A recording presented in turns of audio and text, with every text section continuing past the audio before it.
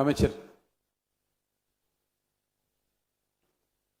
மிகு பேரவை தலைவர் அவர்களே, வாய்ப்பை வழங்கிய தங்களுக்கு என்னுடைய நன்றியை தெரிவித்துக் கொள்கின்றேன். இன்றைக்கு மாண்புமிகு முதல்வர் அவர்களுக்கு பிறந்த நாள். இந்த பிறந்த நாளில் விடுதலை சிறுத்தைகளின் சார்பில் அவர் தமிழ் போல் சிறந்து செழிப்பாக வாழ எங்களுடைய தலைவர் எழுச்சி தமிழர் தொல்காப்பின் திருமாவளவன் சார்பிலும் விடுதலை சிறுத்தைகளின் சார்பில் வாழ்த்துகின்றேன். நேற்றைக்கு நான் திருவண்ணாமலை மாவட்டம் அங்கே சென்ற பொழுது அது ஈழத்தமிழர்கள் குடியிருப்பு பகுதிக்கு என்னை அழைத்து சென்றார்கள். அப்படி சென்று கொண்டிருந்த பொழுது அந்த குடியிருப்பில் பல கோரிக்கைகள் வைத்திருந்தார்கள். அது தொடர்பாக நான் பேரவைத் தலைவர் அவர்களிடம் நான் தனியாக அதை கொடுத்து விடுகின்றேன்.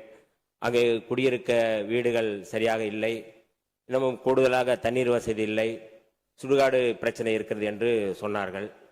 அதை இந்த நேரத்தில் மாண்புமிகு முதல்வர் அவர்களுடைய கவனத்திற்கு கொண்டு செல்வதன் நோக்கம், அந்த ஈழத்தமிழர்கள் குடியிருப்பில் முதல்வர் அவர்களுக்கு பிறந்தநாள் வாழ்த்துக்களை தெரிவித்து ஈழத்தமிழர்கள் சார்பாக பிறந்தநாள் வாழ்த்துக்களை தெரிவித்துக் கொள்கிறோம் என்று சொன்னதின் அடிப்படையில் இந்த செய்தியை சொல்கிறேன். அதை வீடியோவாக எடுத்திருக்கிறோம், அதை நாங்கள் பகிர்கிறேன்.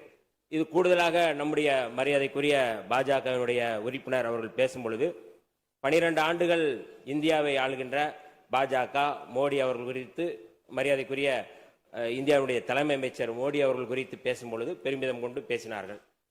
இந்த அவை அது குறித்து பாராட்டி மாண்பை உயர்த்தி கொள்ள வேண்டும் என்று சொல்வதன் மூலமாக மாண்பு இந்த அவையில் குறைவாக இருக்கிறது என்பதை சொல்லாமல் சொல்கிறாரா என்கின்ற கேள்வியை அப்படி எடுத்துக்கொள்ள வேண்டாம். அவர் தன்னுடைய விருப்பத்தை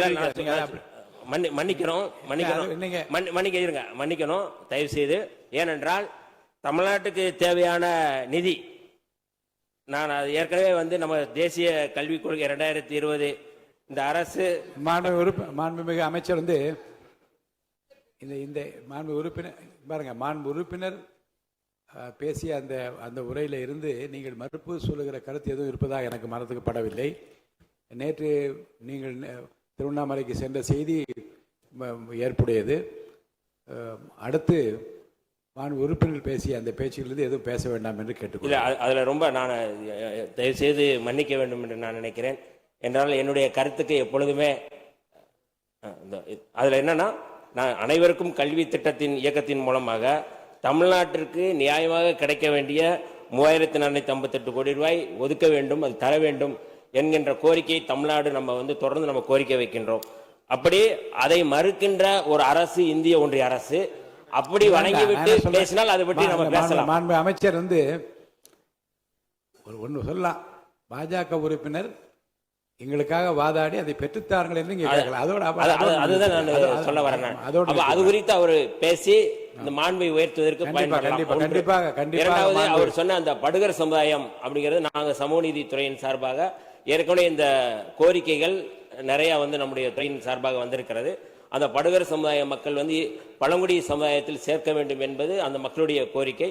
அது குறித்து மாண்புமிகு முதல்வர் அவருடைய கவனத்திற்கும் நாங்கள் கொண்டு சென்றிருக்கிறோம். கட்டாயம் அது குறித்து பரிசீலிப்போம். நன்றி, வணக்கம்.